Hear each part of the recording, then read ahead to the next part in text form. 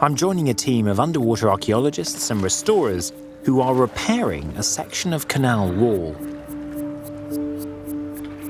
visibility is not currently fantastic. It's incredibly disorientating. The team has timed my dive at the turning of the tide. As the water starts to rush out of the lagoon, it takes some of the silt with it.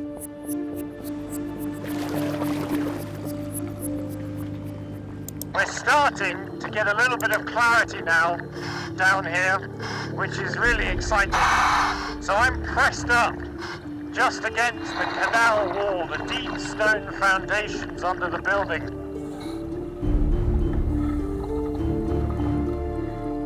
As the water clears, it reveals the invisible foundations of the Venetians' amphibious city. What we're looking at here is that some exposed tops of tree trunks.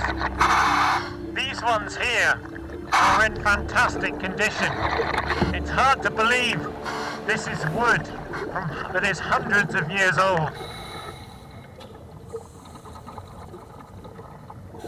The early Venetians took massive wooden trunks between 1.5 to 3 meters long, and they pounded them into the mud along the boundaries of the area they wanted to build on. Now, that secured the mud and gave them the beginnings of a strong foundation. But obviously, normally, wood would not survive, and yet here's the miracle. Thanks to the anaerobic conditions deep in the mud, where there's no oxygen, these tree trunks don't rot. The exterior walls of Venice's streets and palazzos are supported by thousands of tightly packed wooden piles thrust into the mud of the lagoon to shore up the city's precious land.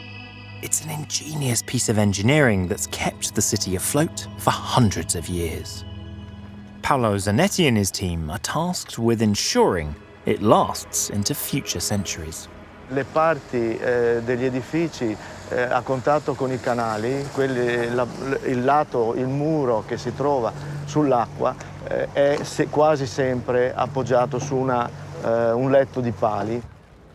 Diciamo che i pali infissi nel fondale, anche dopo 500-600 anni, se vengono estratti sono come nuovi, assolutamente nuovi. Okay. E poi però all'aria si distruggono in poco tempo.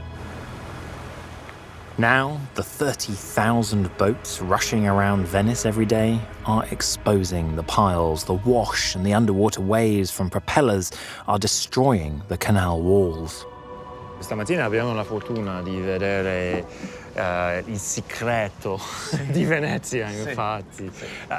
Quello è abbastanza difficile normalmente a vedere. No, è bene che non si veda il segreto di Venezia, perché i pali su cui una parte della città appoggia devono rimanere nascosti dal fango, altrimenti l'acqua salata li distrugge in poco tempo e i palazzi hanno dei problemi. Bisognerebbe andare tutti a remi, il problema non c'era. Quando si andava a remi non c'era. We all need to go back to road boats and everything would be fine.